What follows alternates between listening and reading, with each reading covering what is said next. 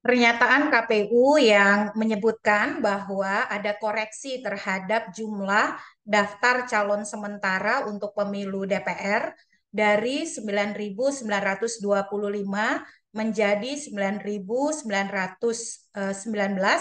sesungguhnya sesuatu yang patut disesalkan ya.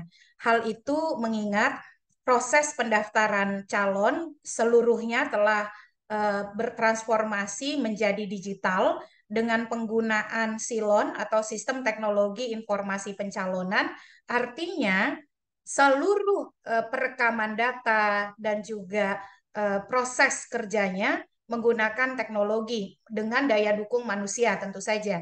Nah, oleh karena itu ketika teknologi telah digunakan, harapannya kan profesionalitas, akurasi, akuntabilitas itu juga semakin baik, termasuk kecermatan dan kepresisian dari hasil kerja.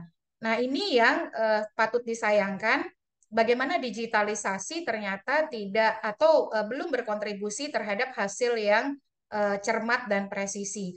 Nah, adanya perubahan data DCS ini juga mengajarkan serta menjadi evaluasi bagi dua pihak. Pertama, untuk KPU sendiri, karena KPU lembaga yang menjadi penanggung jawab pelaksanaan pemilu, mengelola suara untuk dikonversi menjadi kursi, kesalahan-kesalahan input meskipun itu adalah tidak kesengajaan atau kemudian betul-betul karena ketidakcermatan, ketidaktelitian soal penginputan atau pendataan, tetapi dia akan rentan sekali dipolitisasi dan menjadi sumber disinformasi. Oleh karena itu, selain harus lebih cermat, lebih teliti, dan lebih hati-hati, mestinya KPU memiliki manajemen quality control yang lebih baik dan lebih ketat begitu, lebih solid, sehingga setiap data dan angka yang keluar itu sudah melalui proses yang disaring oleh sistem manajemen di internal KPU yang memastikan quality control secara baik. Kita belajar dari proses situng misalnya pada 2019, meskipun sistem teknologi informasi penghitungan suara bukan uh, apa um, instrumen kerja formal atau yang resmi, tetapi tetap saja itu menimbulkan spekulasi di masyarakat.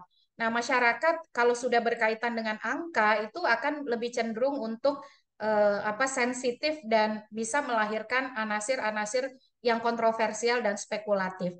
Jadi ini jadi pembelajaran betul bagi KPU untuk punya sistem kerja yang memastikan quality control atau saringan mutu dan kualitas secara solid dan baik ya.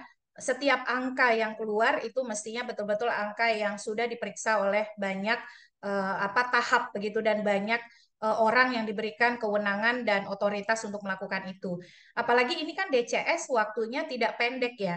DCS ini waktunya cukup panjang begitu dan bahkan ada perpanjangan waktu perbaikan, mestinya KPU juga kerjanya kan tidak terburu-buru dan punya waktu yang memadai untuk memastikan kecermatan, ketelitian, dan kualitas yang baik dari hasil yang akan diumumkan. Nah, itu dari sisi internal KPU-nya. Dari sisi eksternal kita sebagai publik, sebagai masyarakat, dan juga para pemangku kepentingan pemilu, termasuk partai politik dari eksternalnya KPU ya, itu berarti ini menjadi warning atau peringatan untuk kita terus memantau dan mencermati kerja-kerja KPU.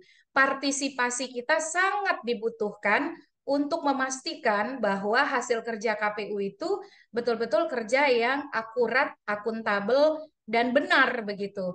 Ini soal data DCS. KPU akan lebih banyak lagi bekerja dengan data dan angka. Apakah nanti misalnya soal DPT di TPS kita, lalu juga soal hasil hasil pemungutan dan penghitungan suara di TPS, rekapitulasi suara dan seterusnya, penentuan caleg terpilih. Jadi kita masih sangat dibutuhkan di dalam mengawal kerja-kerja penyelenggaraan pemilu supaya tadi hasilnya betul-betul hasil yang mencerminkan kenyataan dan kebenaran yang sejati, yang hakiki, dan bukan sesuatu yang salah input, salah catat, atau apalagi sampai dimanipulasi begitu. Jadi ini pembelajaran yang sangat berharga baik untuk internal KPU dan juga untuk eksternal KPU, terutama bagi kita pemilih, masyarakat peserta pemilu dan gerakan masyarakat sipil peduli pemilu.